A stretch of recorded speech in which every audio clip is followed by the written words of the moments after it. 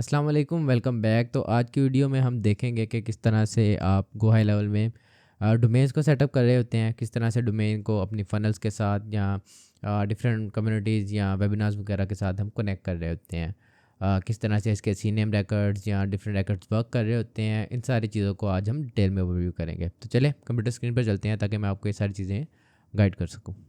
तो go high level में अपनी डोमेन को फनल के साथ कनेक्ट करने के लिए सबसे पहले आपको सेटिंग्स में जाना है। सेटिंग्स में जाने के बाद यहाँ पर डोमेन एंड यूआरएल रीडायरेक्ट,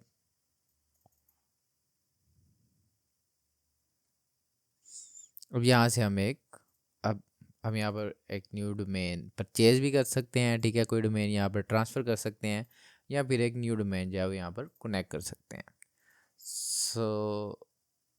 अब यहाँ पर ठीक है, डिफरेंट फनल वेबसाइट और वेबिनार, ठीक है, डोमेन हम इनके साथ कनेक्ट करना चाह रहे हैं। डोमेन है हमारी sales .ghl pros dot website, continue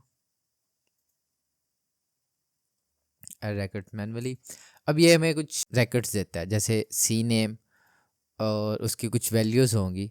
ये वैल्यूज़ हमें ऐड करनी होती है हमारे डोमेन प्रोवाइडर में या सर्वर में। ठीक है, फॉर एग्ज़ाम्पल अगर आपने किसी भी गो हाई लेवल से डोमेन परचेज़ किया या गूगल डोमेन से परचेज़ किया या नेम चीप से परचेज़ किया, जहाँ से भी आपने डोमेन परचेज़ की होगी उसके सर्वर में जाकर आप ये रैकेट्स ऐड करेंगे। तो चलें अभी ये रैकेट में जाकर अपने सर्वर में ऐड करता हूँ।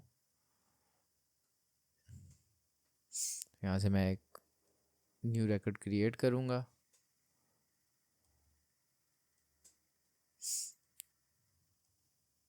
अब यहाँ पे आप देख सकते हैं रैकेट है सी नेम, उसका होस्ट है सेल्स। तो यहाँ पर मैं उसके नेम में सेल्स ऐड कर देता हूँ और उसकी रिक्वायर्ड वैल्यू जो उसकी की है वो मैं यहाँ पर रिकॉर्ड में ऐड कर दूँगा और इसे सेव कर दूँगा। अब सेव करने के बाद जस्ट सिंपली हम यहाँ से वेरीफाई करेंगे। समटाइम्स ये थोड़ा सा टाइम लेता है, समटाइम डायरेक्टली कनेक्ट हो जाता है, तो आप यहाँ पर थोड़ा सा वेट करें तो ये होपफुली 80% जो है वो खुद ब खुद कनेक्ट हो जाता है।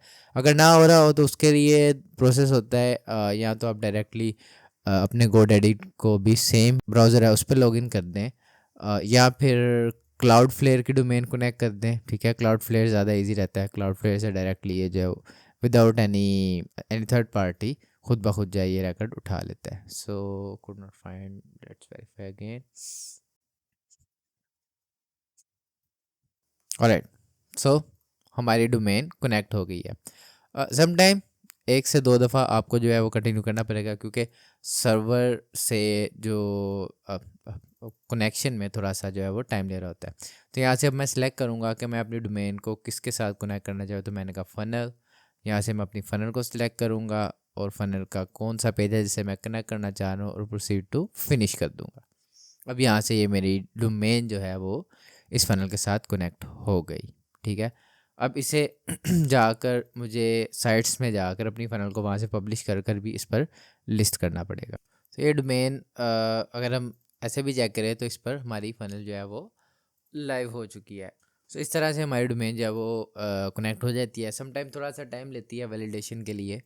तो एक तो ये प्रोसेस था, ठीक है, सेटिंग्स से जाकर डायरेक्टली उस डोमेन को अपनी फ़नल पर पॉइंट कर देना। लेकिन अब हमारे पास ये स्पेसिफिक यूआरएल एक ही है और ये एक ही हमारी फ़नल के साथ कनेक्ट हो सकता है। फॉर एग्जांपल अगर हम मल्टीपल फ़नल्स बनाते हैं तो उस सूरत में हम क्या करेंगे, तो अभी क्विकली मैं एक और जो है वो आपको फ़नल बनाकर चेक करवा देता हूँ। हम इसका नाम डेमो रख लेते हैं। किस तरह से अगर हम कोई और पेज बनाते हैं उसे उसी डोमेन पर हम पब्लिश करते हैं एडिटर से। ठीक है, 2 वेज हैं, एक तो सेटिंग से है, दूसरा हम एडिटर से भी पब्लिश करके देख लेते हैं।